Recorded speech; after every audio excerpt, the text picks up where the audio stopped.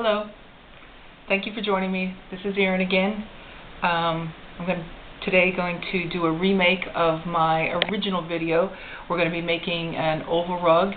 I gear all my videos towards a beginner, and my first original video was with a lot of inexperience as far as videotaping goes, so we have a better camera, we have better lighting, and I handle myself a little bit better as far as holding things still so you can see better. So hopefully today we'll get a lot more close-ups and make that a lot easier to see. So let me go over, we're going to be making an oval rug. If you've seen a lot of my videos, then you've seen this rug before because this is one of my favorite rugs.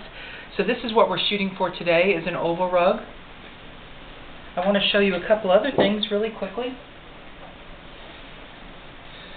The rug that we'll be making today is going to start with 28 stitches, and that is what the one I just showed you started with. This one started with 50. Both of these started with 50, and they're going to be, of course you can see they're not completed, they're going to be runners, but in the shape of ovals, and they're going to be long, thin rugs that will be placed on the side of a bed on each side. And because a lot of times we change our bedding and our colors in our room, this is going to be lots of different colors, and they're going to be sister rugs. There will be somewhat similar but not exactly the same. So you can see if you add more stitches, you can go to a longer rug, and if you want more of a shorter oval, fatter one, you would go to less stitches. So this is just giving you an idea. Of course, you can always refer to lots of my other videos where we have circles, we do rectangles. I'm getting ready to also film one that's going to teach you how to do a square. So let's go ahead and get started, and hopefully we'll get some better shots today and make it easier for you. So we're going to start as a beginner. If you've seen my videos before, you know that I always like to use good tools. This is a 10 millimeter or an N. A lot of people use a Q. I use an N because it's a little tighter and I like that look a little bit more. The Q is, as you've heard me say, it's a little sloppier for me, and I don't really like that look quite as much. So we're going to go ahead and get started. So we're going to do a basic loop stitch, little loop here to get started. Let me do that slower. I'm talking. So I'm going to loop over it, pull it through, and there you go.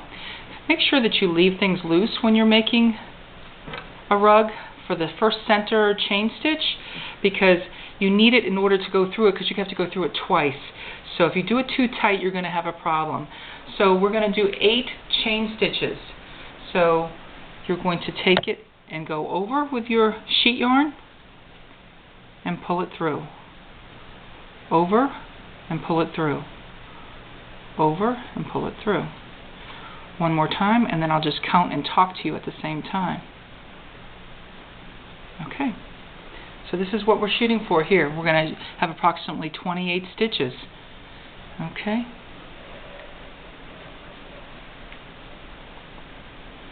Now as you can see, there's a ball of sheet yarn here. This has been made previously.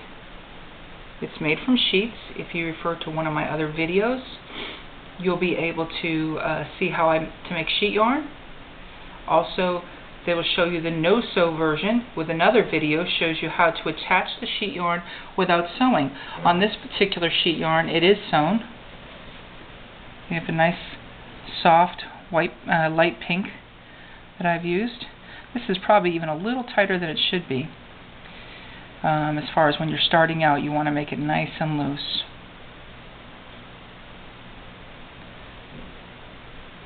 Okay. I'm not sure if this is 28, but we're going to call it 28 because for the sake of getting it started.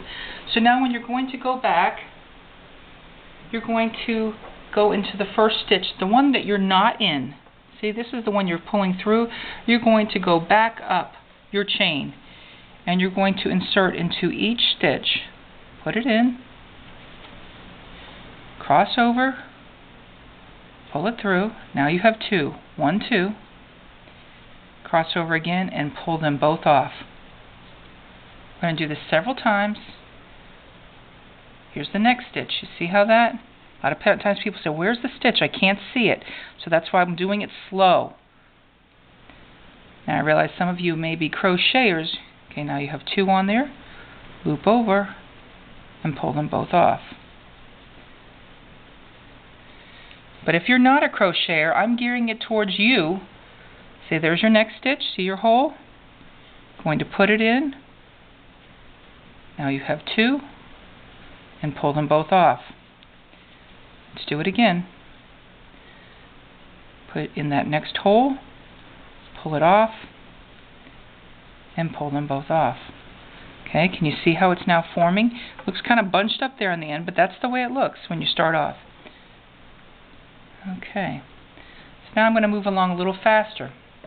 I'm going to talk about something else that I do that you might not be able to notice quite as much in this video as I get along farther. In order to keep my tension the right amount, I notice something that I do that is not maybe something that I even realized, so I couldn't help you with it because I didn't realize I was doing it. But watch this. I put in my stitch, I do the stitch, cross over, and I always self-regulate without even knowing it. I do this. See that little twisting motion? I do it all the time, and that helps me regulate my stitches and keep them, because sometimes we get so tight, especially people when they're first learning something like that. They don't know how to relax. They're making it so tight. And this is something that I noticed myself doing. People say, oh, your stitches are so nice and loose and they're all so uniform. Well, I used this technique over and over and wasn't even aware that I was doing it. See how I do that? That doesn't mean that's the way you have to do it, but people have asked me before, how do you make your stitches so... Now, you may have another technique and it may work just wonderful for you, but this is what I found that I'm doing over and over again. Okay, so let me finish this off, and we're going to talk about the corner. As we get to the corner, in order to get around this cornered edge, I'm going to show you this right here.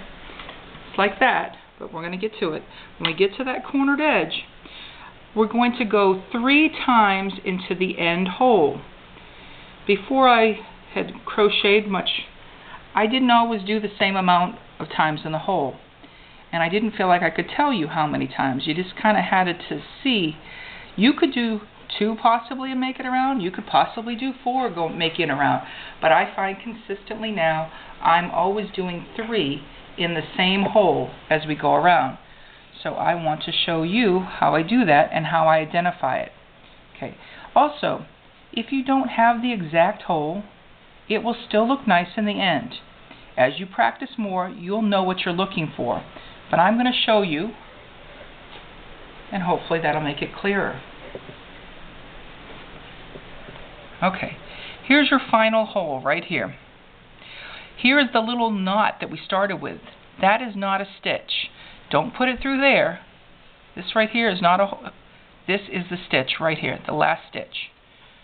So I incorporate this tail so we can get rid of it. When I make my oval rugs, I incorporate that tail.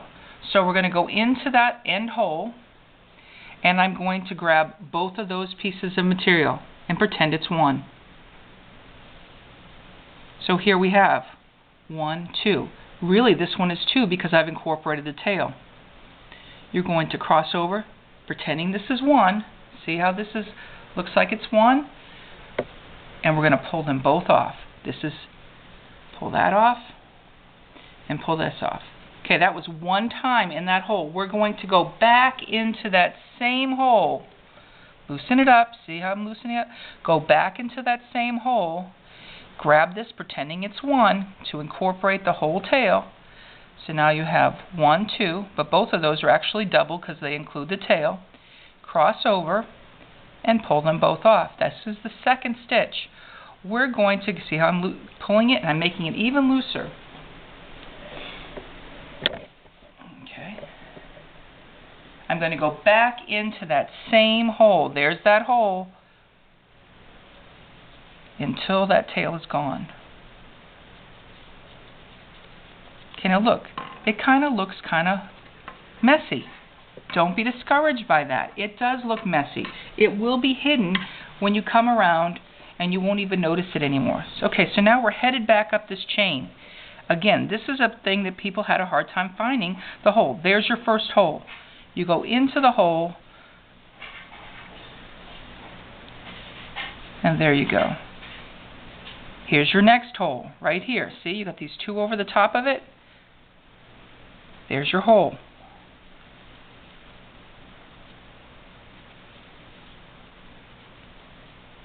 See your hole? As you move along, this hole becomes, the next time around, is very obvious. But at the beginning, it is not so obvious, and it is frustrating to some people. Okay. There's your next hole.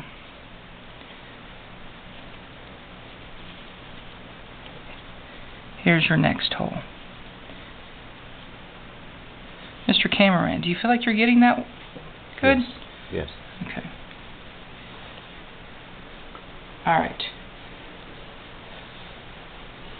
I'm going to try to get to the end here, go around this one, and then I'll be switching to show you how to go around one more corner.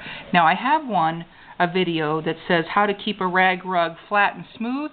This shows you corners at a much larger, as the rug is much larger, and it shows you how to add stitches and how to keep it from not curling up. So if you're getting farther into a project and maybe feel like you're struggling a little bit to keep it flat and your edges are curving up, I would recommend you watch that video, and it shows a little bit more. See, there's the hole. Just showing you again. It shows you a little bit more detail on a bigger rug how to add. And I want, there's only so much I can teach you in just one video. I try to make it as short as possible so I'm not giving you a bunch of peripheral things that are boring you out of your mind, and move it along so you can get to it. We're almost to the end. We're getting close here.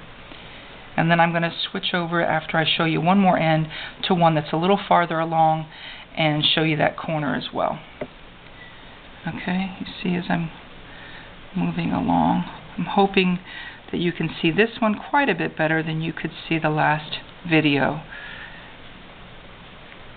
This isn't the way I would hold my crochet when I'm actually crocheting with yarn. It's much more delicate, but this requires both hands for me in order to get it off properly. Okay, so now we're on the next, we're going to put, here's the last stitch, we're going to start going around this corner. See this hole right here? We're going to go into this hole, and we're going to go 2 times into this hole. So this is your second corner. We're going to go 2 times into that hole to try to get us around. Okay, now we're pretty decent ways around. So now we're going to go, there's another hole right here. You may have to hunt for that hole and kind of make it. You can't quite, it's not obvious. There we go. There it is. 2 times into this hole to get you around the other side. 1 time.